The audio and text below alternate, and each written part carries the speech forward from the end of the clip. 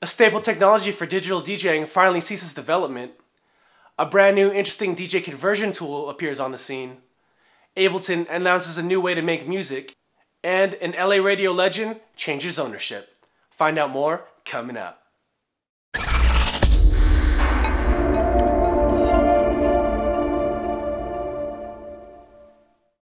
Thank you for watching PDot TV, where you'll find tips, tricks, and tutorials for DJs and music performers. Now let's get into the video.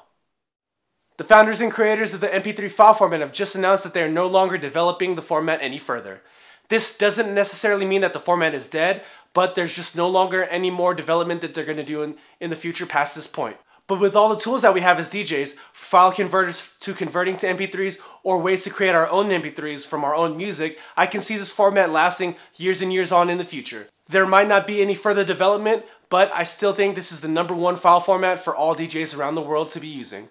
If you've been watching this channel for a while, you know that I'm a huge advocate for DJ software that allows you to transfer information such as cue points, playlists, and loops between different DJ softwares. I'm a huge advocate for Record Buddy too, but now there's a new conversion utility on the scene. It's actually calling itself DJ Conversion Utility. And it actually does one thing that Record Buddy 2 doesn't do, which allows you to move playlists from Rekordbox DJ and Traktor Pro into iTunes file format to have iTunes playlist. This can be really handy if you're just playing a set off the cuff on the fly and you come up with some really cool mixes and stuff that you might want to use later on in the future, and you're a big advocate of using iTunes to manage your music. You can take those playlists, your history playlists, from software such as Rekordbox DJ or Traktor Pro, convert it to iTunes, and maybe from there you can use it in other software such as Serato DJ. So this is a really cool feature. I'm really glad to see more software come out that lets you manage information between different DJ software, and I hope to see this feature implemented in Record Buddy 2 as well. Ableton has just launched a new service that they're called Learning Music.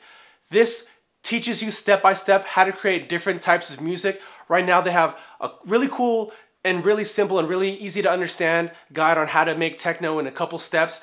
I mean, this isn't going to take you from being like a zero and knowing nothing to take you to be someone at the top of the techno game, but it really teaches you the fundamentals of production and how different parts move together and how to think about different parts of production and how they all come together.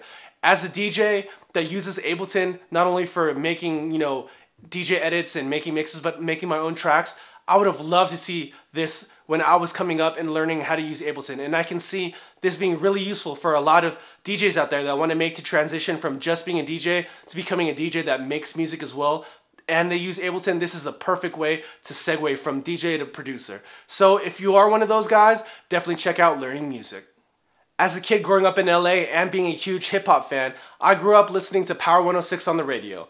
And they just announced, the parent company, MS, has just announced that they are actually selling Power 106 to the owners of the other hip-hop station in LA, K-Day. The Morello Group have just purchased Power 106 and are just awaiting the confirmation from the FCC and everything to actually make the transfer happen. I'm really happy to see that Power 106 is still going strong. It's still one of the #1 hip-hop stations in the Southern California area, but I am curious to see what happens with the switch of ownership. Are the talents going to stay? Is the format going to stay the same? And is the overall spirit of Power 106 one of the stations that really I grew up on and grew a love for hip-hop, and especially grew up with a love for DJing, with the kind of DJs that were on Power 106 that I grew up listening to? Is that going to change? Overall, I hope this is a positive change, and at the end of the day, that Power 106 still remains one of the best places to listen to hip-hop on the radio in Los Angeles. So that's it for the news this week. So question today, what is your preferred file format for DJing with? Is it WAV files, AIFF, MP3s, ACCs? Go ahead and leave that down in the comments below. I'd love to hear what you guys have to say. And as always, if you found this video useful, please go ahead and give it a thumbs up. And if you haven't already, go ahead and click right there to subscribe to this channel. Or if you want to watch more content, go ahead and click on that video right there. And thank you for watching PDot TV, where you find tips, tricks, and tutorials for DJs and music performers. See you next time.